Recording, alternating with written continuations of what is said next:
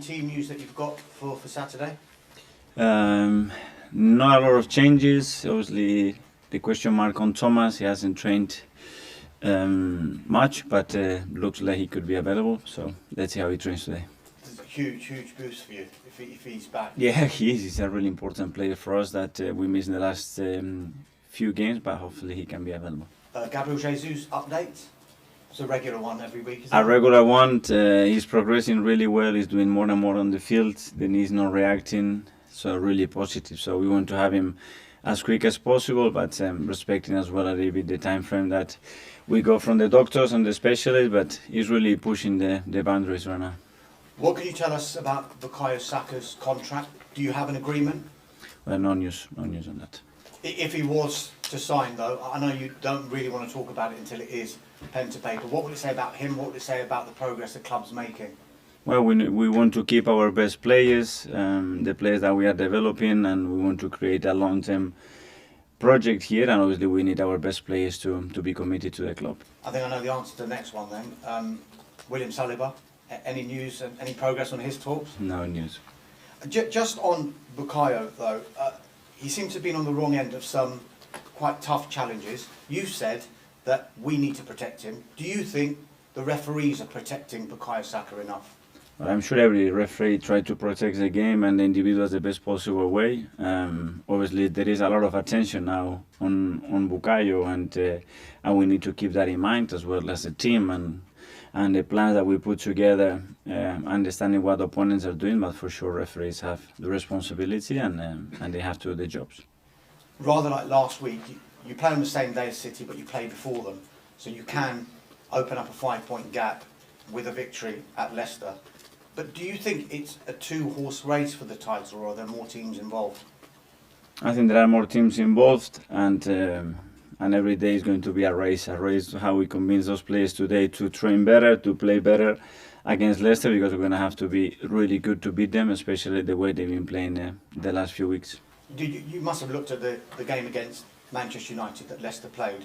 Of course, United played very well in the second half, but how much attention did you pay to their first half performance? Well, the first half, they should have been 2 or 3-0 up very early in the game. That's the reality. If it's not for that bit, that would be a very different game. The game they played against the Spurs, they played against recently, really complimentary about them. They're in a really good moment right now, and we're going to have to be really good. Just final one from me. What did that win against Villa do, and the manner of that win do for the mood and belief at the training ground in between these two games? Much better mood, much more positive. The confidence is much better, and the environment around training much better. The fact that the team showed the capacity to rebuild in a really adverse situation when you are 2-1 down and you played less than 72 hours before, and everybody was expecting you to be tired mentally, quality-wise, belief-wise, to be able to come back and win the game. Is a really big boost for us. Are they showing you characteristics that maybe you didn't know they possessed, or you believe that they had that? I said before the game that I had more belief on the players than before the City game, and it's for that reason, because I see them, how they train, how they react, how much they care, and basically how much they want it. Thank you. Thank you.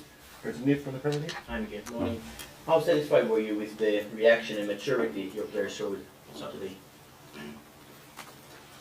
I was really complimentary to them, the way they reacted, but as well there are things that in the first half we should do better, especially the way we played and the way we control the game, that we cannot be 2-1 down, and we have to learn those lessons quickly, and hopefully we can have a better and more consistent performance against Leicester, because it's going to be needed to win the game.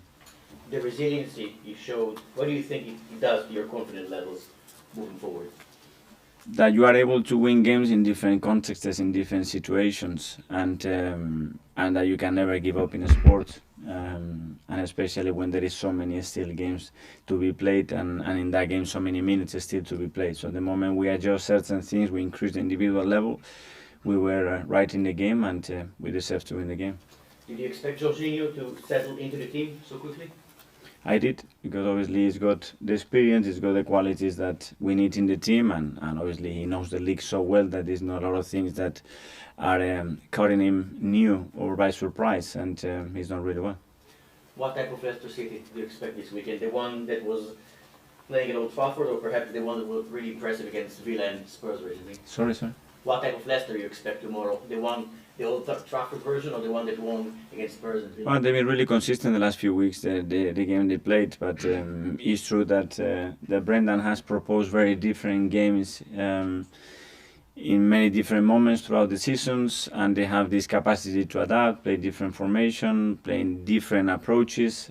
We have prepared for both because it is possible, and let's see what they do tomorrow. Ian from Talksport. Hi, Mikel, you well? Just going back to Bukayo Saka, off the back of Martinelli signing a new deal, if Saka signs a new deal, it just goes to show that Arsenal are not only building and their ambitions after this year, therefore maybe not creating a dynasty, but they're for years to come, yeah? Well, that's what we have to do. That's our responsibility, to keep our best players, our best people, and the people basically that has the same aims and purposes with the club, to stick them together for a while, give them some stability, and from there keep evolving and become a better club. Because you've always said trusted the process. Is this part of the process, not only bringing young players through, making them into superstars, but then making sure that you have the benefit of them rather than somebody else? Well, it's part of developing a team, developing a squad, and as well, obviously, taking the club where we want. It's maximizing the resources we have, and we have huge resources because we have a lot of talent, and we have to keep that talent and keep improving it and making it better. How big a game is Leicester? Because you've got then Everton at home this week. That's your game in hand on Manchester City. And if you were to win both, suddenly the gap is once again bigger than even just a one-game swing, which you still got to play City. Too many ifs. We have to go there tomorrow. We have to play really well. We have to compete even better, and we have to win that game first, which is going to be difficult. And when you're in the mood you're in now, I mean, off the back of a win against Villa, is that much easier going into a pressure game where you play first against City than last week, where you're going into Villa off the back of a defeat and there was maybe a little bit more question marks over your team? Maybe for the players, for the manager is always really trying to get prepared mentally, tactically, to try to understand what can happen in the game and have all the solutions available. And the focus is just about earning the right to win the game and how we can prepare the best of that. Obviously, you have to influence sometimes the psychology part of the players or the team, and sometimes more about the mood, sometimes more the physical condition of the team. Sometimes have to adapt the tactical part of the game plan, but at the end it's a challenge every week in this league. Finally, just one on contracts again, not the young players like Saka and Saliba. Mohamed El-Neni, he's been here for a long time. He's part of the furniture. Another new deal for him. Totally deserved. It's an absolutely joy to have him at the club. I think what the club has done, it's absolutely brilliant. It's just not with words to say, okay, that we value the people that we have and we're going to stick to people in difficult moments. Mo had a very difficult moment a few weeks ago when he had a pretty bad injury and serious injury, and the club committed with him for what he gives to the team, for what he's done for this football club. And I think it's a really strong message by everybody at the club to try to keep our best people and our best players with us in challenging moments. Good luck tomorrow. Thank you. Mark from PA. Hi, Mikel. Just on Bukayo, we all see his goals and his assists and how important he is to the team in that regard. But with the unseen, does he have to show a strength of character and almost a bravery to go out and play the way he does, knowing most weeks he's going to get a bit of a kicking? Yeah, but if you ask him how it used to be when he was 10, 11, 12, 13, 14, I don't think it's very different. Wingers and talented players get kicked, get fouled, and get demand to win games. And that's the task that he has, that's his role in the team. When you see there's a perceived lack of protection, does it worry you that there might be an injury there at some point, that it might be one kick too many almost? Hopefully no, but as well we have to train that, and he needs to learn when to take certain balls, what to do with that ball, how to use his body, when to jump. It's a lot of things that we can train, but obviously it's very difficult to understand what the opponent is going to do.